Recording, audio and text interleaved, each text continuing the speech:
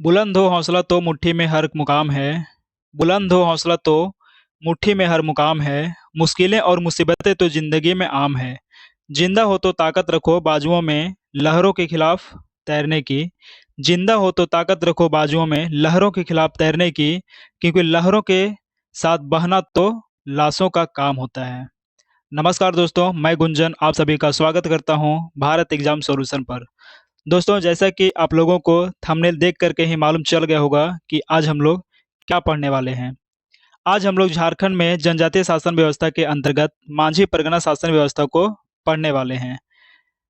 इससे पहले हम लोगों ने मुंडा शासन व्यवस्था, नागवंशी शासन व्यवस्था एवं पढ़ा पंचायत शासन व्यवस्था को पढ़ चुके थे, और आज हम लोग पढ़ रहे हैं मांझी परगना शासन व्यवस्था, जो जेपीएससी एग्जाम एवं झारखंड के किसी भी एग्जाम की दृष्टिकोण से काफ़ी महत्वपूर्ण रखता है।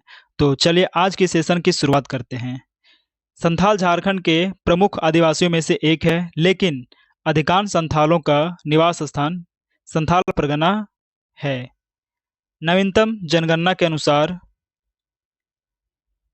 वर्तमान में संथालों का जनसंख्या लगभग 24 लाख से प्लस है, जो झारखंड के आदिवासियों में सबसे ज़्यादा है। आइए अब हम लोग नेक्स्ट पॉइंट की तरफ बढ़ते हैं। तो सबसे पहला है मांझी परगना शासन व्यवस्था आखिर है क्या। तो संथाल जनजाति की शासन व्यवस्था को संथाल जनजाति की शासन व्यवस्था को मांझी परगना शासन व्यवस्था के नाम से जाना जाता है। अन्य सामाजिक व्यवस्था की भी भांति इस व्यवस्था में भी शासन व्यवस्था को सुचारू रूप से संचालित करने हेतु सामूहिक एवं पारिवारिक जीवन में बचपन से ही नियमों एवं उपनियमों की सीख प्रदान की जाती है। इसकी अवहेलना करने पर पंचायतों द्वारा विभिन्न प्रकार के दंड प्रदान किए जाते हैं।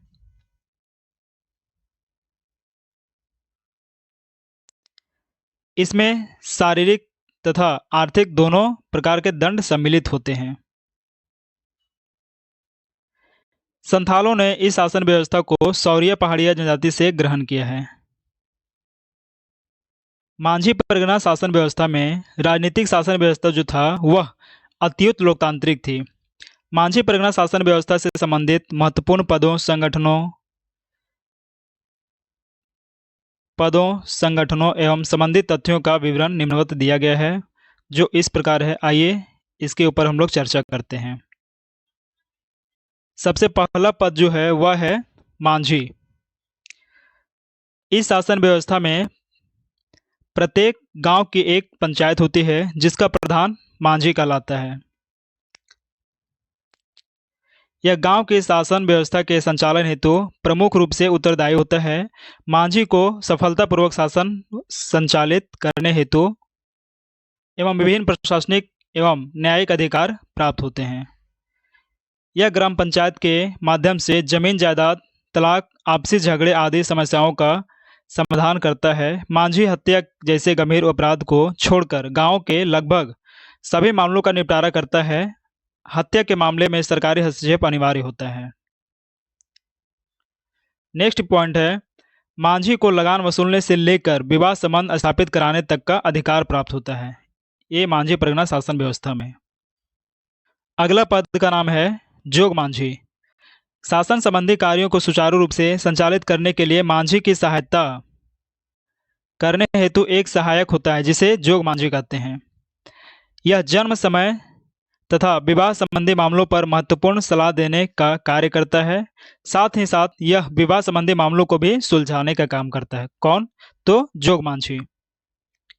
ये जोग मांझी जो है यह मामलों पर महत्वपूर्ण सलाह देने का कार्य करता है, साथ ही साथ विवाह संबंधी मामलों को भी सुलझाने का काम करता है। अगला पद जो है वह है जोग प्राणिक। जोग प्राणिक। यह जोग प्राणिक जो है जोग मांझी की अनुपस्थिति में उसके दायित्वों का संचालन करता है। यदि जोग मांझी प्रेजेंट में नहीं हो तो उनके अनुपस्थिति में उनके कार्य को ये देखते हैं। कौन? दो जोग प्राणिक। अगला पद जो है वह है भगदो प्रजा। भगदो प्रजा का मेन काम क्या होता है? झगड़ों के निपटारे में गांव के कुछ वरिष्ठ लोगों से विचार विमर्श किया जाता है, जिन्हें भगदो प्रजा कहा जाता है। अगला पद जो है प्रमाणिक या प्राणिक।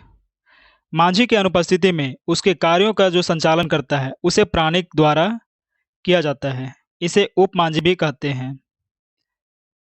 यदि मांझी उपस्थित ना हो तो उसके जो कार्य होते हैं वह कौन करते हैं, तो ये जो प्रमाणिक होते हैं उनके द्वारा यह कार्य संपन्न कराया जाता है। गुड़ायत या गुड़ायत, यह मांझी के सचिव के रूप में कार्य करता है।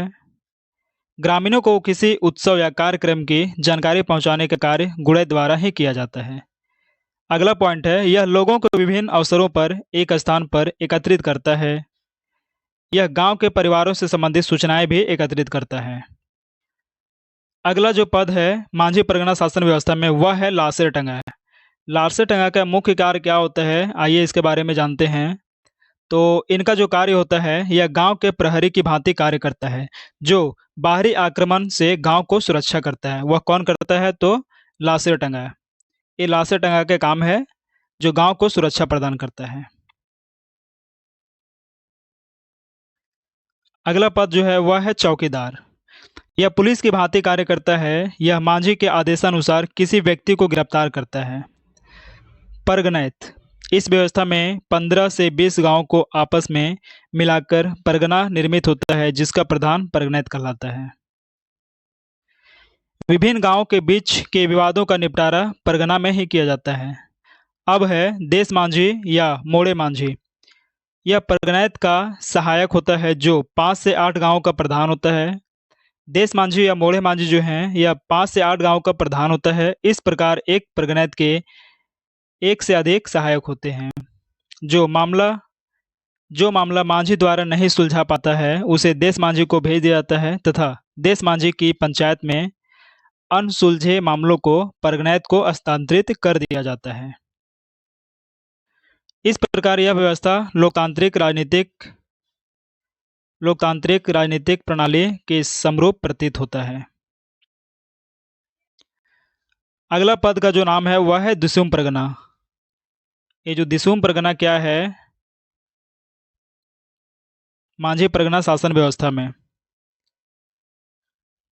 दिसुम परगना का जो यह कार्य होता है यह परगनैत से उच्च स्तर पर अवस्थित होता है। मतलब परगनैत से एक पोस्ट इनका ऊंचा होता है। जिन मामलों का निवारण परगनैत की सभा में नहीं होती है उसे दिसुम परगना को हस्तांतरित कर दिया जाता है। मतलब दिसुम परगना के पास भेज दिया जाता है। यह सभी क्षेत्रों में नहीं पाया जाता है।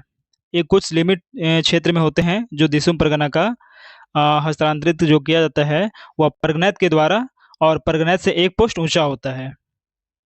दोस्तों अगला जो पोस्ट है या पद है वह है बिटलाहा। बिटलाहा जो है यह एक तरह से काफ़ी इम्पोर्टेंट हो जाता है एग्जाम की दृष्टि से, क्योंकि बिटलाहा जो है, बिटलाहा इस शासन व्यवस्था की सबसे कठोर सजा है जो यौन अपराधों के दोषी को दिया जाता है।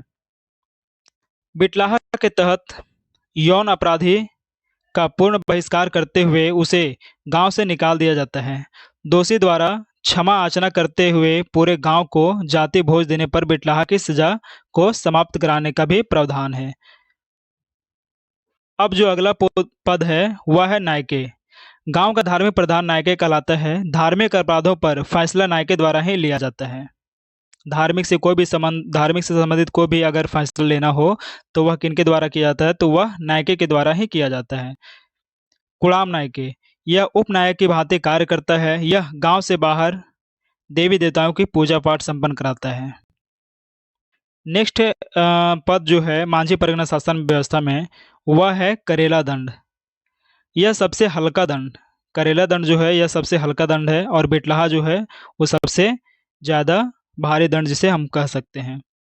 तो यह सबसे हल्का दंड है करेला दंड, जिसके तहत अपराधी पर 5 से 150 रुपये दंड लगाया जाता है।